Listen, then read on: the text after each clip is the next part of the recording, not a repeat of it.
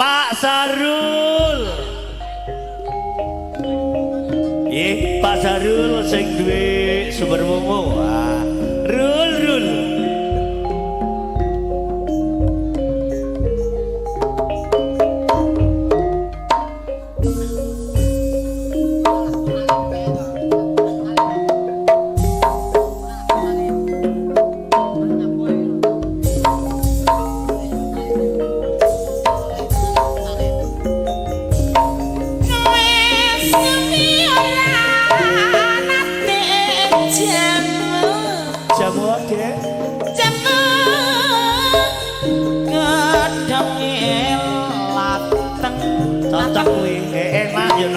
Aku tau jajak ketemu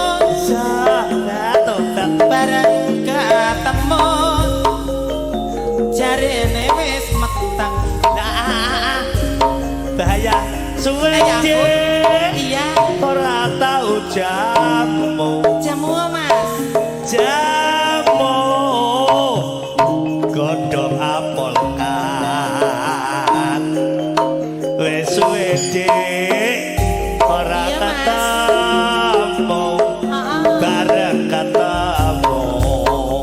perawani nekat perawani temak to aku nang kene iki to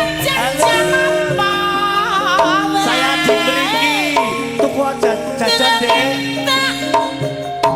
jajane semangka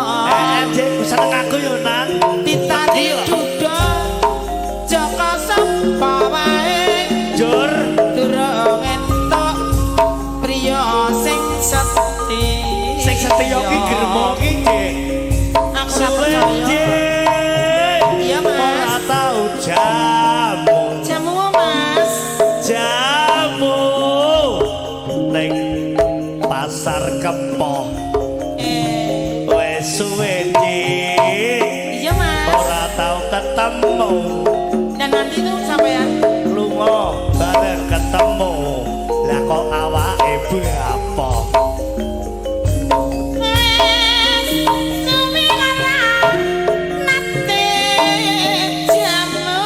jamu ade iya mas jamu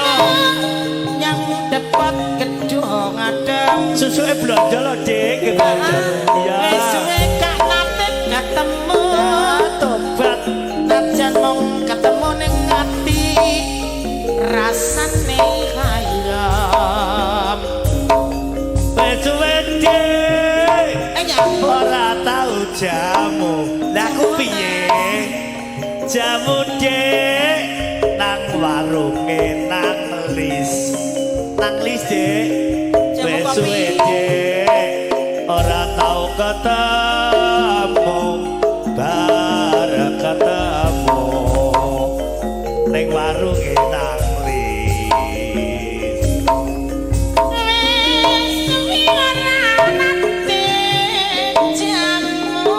jamu ade ya iya mas heeh jamu yang dapat temayang lah kadoh erek sih wis suwe gak nate ketemu terus najan ketemu bisane mong nyawang tukokno dik jajan apa wae ketok ya nek gak gudir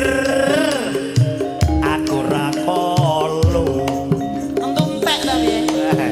tarekno perawan rondo model sing kaya apa nek gak sing iso nyindir aku yo apa ya wong manis ireng manis piyayine wong sayangi wis ana sing duwe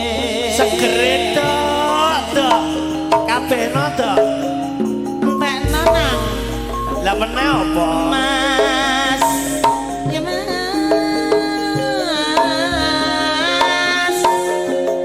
jroning suka bojone cak priya tempoh ndelok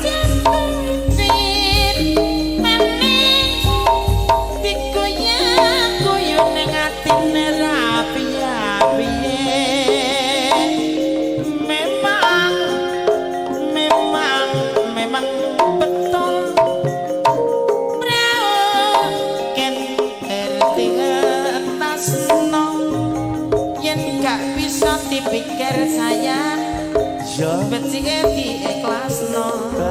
Tobat kudu tak tangisi ngene iki. Ya. Sing kaweri namas dinggasak napa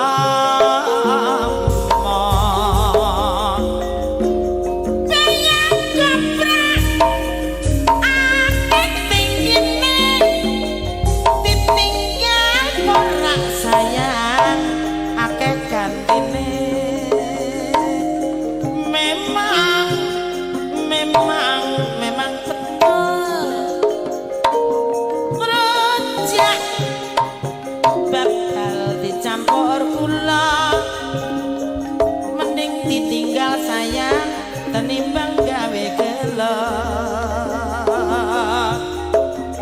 ya ngono kuwi mari dibasa nengko salawalo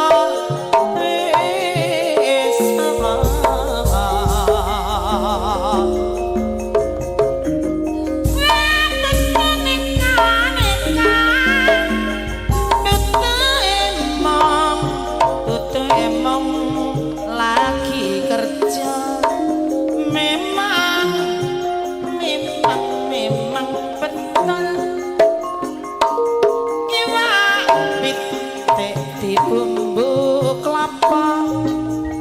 najan elek osa itik karo wong lanang setia ya yo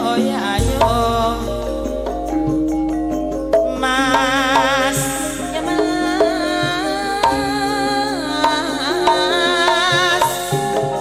jrone suka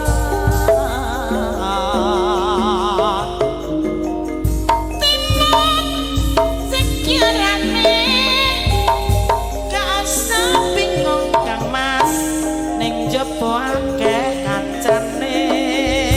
Tenang iki yo akeh kancaku. wong manis ireng manis piyayine sayangi lagi bingung pikire sakno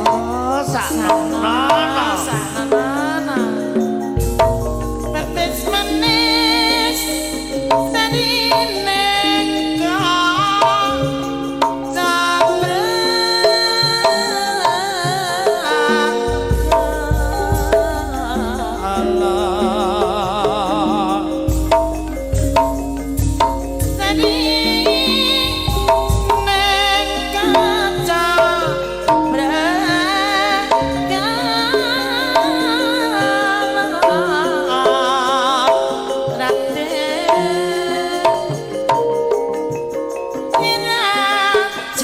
rajang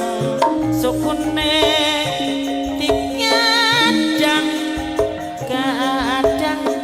ya mong rukune lalu mangsa panasule makut nyata